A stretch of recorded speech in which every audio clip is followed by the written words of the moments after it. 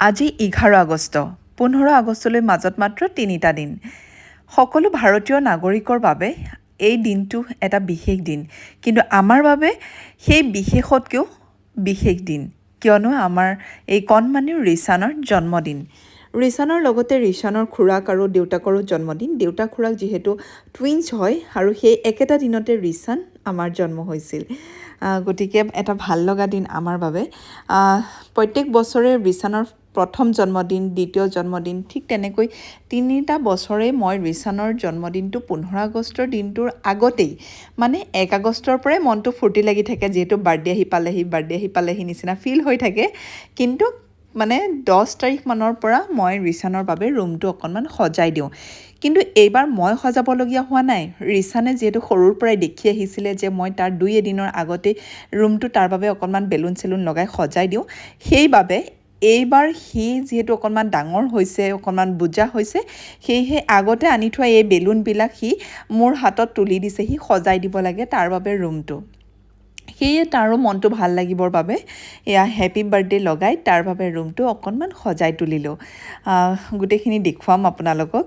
কেনেকুৱা লাগিছে কমেণ্ট কৰি জনাব আৰু আশীৰ্বাদ কৰিব ৰিচানক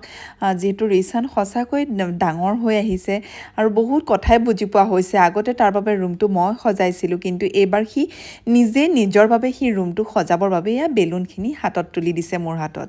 এয়া মই তাৰ বাবে 1 মান্থত তোলা ফটো হয় এইখিনিও মই ধুনীয়াকৈ সজাই দিলোঁ তাৰ বাবে এয়া today I M 2 month old এয়া 2 মাহত আছিলে ৰিচান চাওকচোন কেনেকুৱাটো আছিলে আৰু এয়া 3 মান্থৰ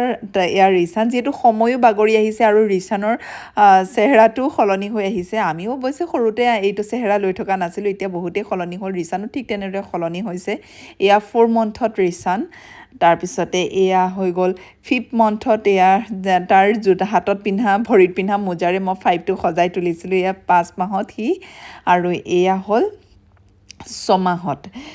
মাহত এয়া Rishan today I am 6 month old এনেদৰে এইবিলাক কিনিবলৈ পাই অনলাইনত মই আনিছিলোঁ তাৰ বাবে ফাৰ্ষ্ট বাৰ্থডেটোতে সজাবৰ বাবে এইবাৰ আকৌ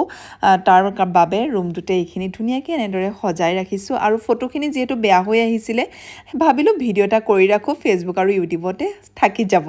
এয়া হৈ গ'ল 7 মাহত সি অকণমান থিয় দঙা দিছে সেয়েহে তাক ৱাৰ্কাৰখনতে বহুৱাই পেলাই এই ফটোকপি তুলিছিলোঁ এতিয়া ফটোখিনি দেখিলত মানে মনত পৰি গৈছে ভবা নাছিলোঁ ইমান যে সলনি হৈছে সময়বোৰ ৰিচান যে ইমান সলনি হ'ল তাৰ চেহেৰা এই সৰুকালৰ চেহেৰাটো সলনি হৈ আহিছে তাৰ কথা বতৰা আচাৰ ব্যৱহাৰ সলনি হৈছে সি ডাঙৰ হৈছে যিহেতু এই ফটোকপি আকৌ চকেই দুটা দাঁত ওলাইছিলে তাৰ 8 মাহতেই দাঁত দুটা ওলাইছিলে সেইখন মই জুম কৰি দেখাইছোঁ আপোনালোকক 8 মাহতে সেই এয়া ৰিচান 8মহীয়া ৰিচান এতিয়া বহুতেই সলনি হৈ গ'ল দেখুৱামগৈ ৰ'ব লাষ্টত ভিডিঅ'টো শেষলৈকে চাই থাকক তাৰপিছতে এয়া হৈ গ'ল 9 মাহত সি এনেদৰে বস্তুখিনি মানে অকণমান আঁতৰত থ'লে হাতেৰে এনেকৈ আনিব পৰা হৈছে আঁঠুকাঢ়ি এয়া 9 মাহত সি আৰু তাৰপিছতে হৈ গ'ল এতিয়া এয়া 10 মাহত সি এয়া বহি ধুনীয়াকৈ তাক এনেকৈ পানী খেলিব পৰা সি হৈছে বিৰাট ভাল পাইছিলে সেই সময়ত পানীত মানে তেনেকৈ দিয়া নাছিলোঁ তাক যিহেতু তেতিয়া সি প্ৰথম বহিছে আৰু বহি পেলাই মানে এনেকৈ পানী খেলিব পৰা হৈছে বিৰাট ফূৰ্তি পায় সঁচাকৈ ফটোকেইখন দেখি দিনকেইটালৈ মনত পৰি গৈছে এয়া হ'ল 11 মাহত ৰিচান সি এয়া উঠি পেলাই চাইকেলখনত উঠি চলাব নাজানে সি কিন্তু সি জাষ্ট এনেকৈ ধৰি পেলাই এনেকৈ জানে যে এইখন চলোৱা বস্তু বুলি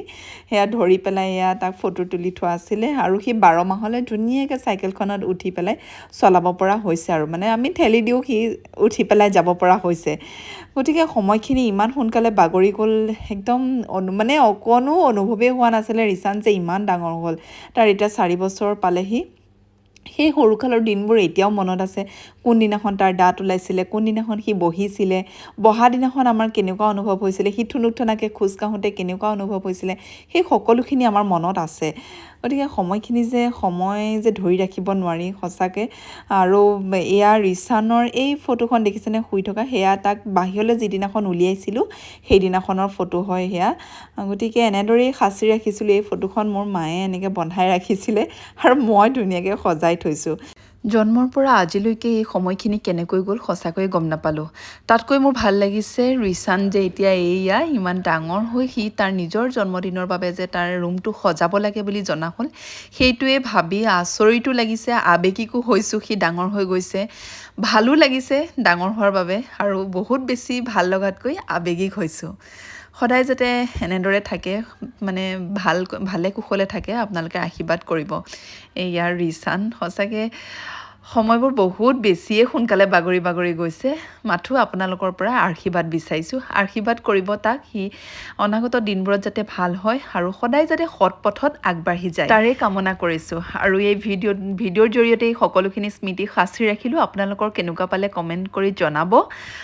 চাই কেনেকুৱা পালে আৰু লগতে যদি ভাল লাগিলে শ্বেয়াৰ কৰি দিব আমাৰ ৰিচানক ঠিক আছে তেতিয়াহ'লে আজিলৈ বাই বাই ৰিচানিয়া বহুতেই ডাঙৰ হ'ল সি এডভান্স হ্যাপি বাৰ্থডে ৰিচান বেটা and I love you so much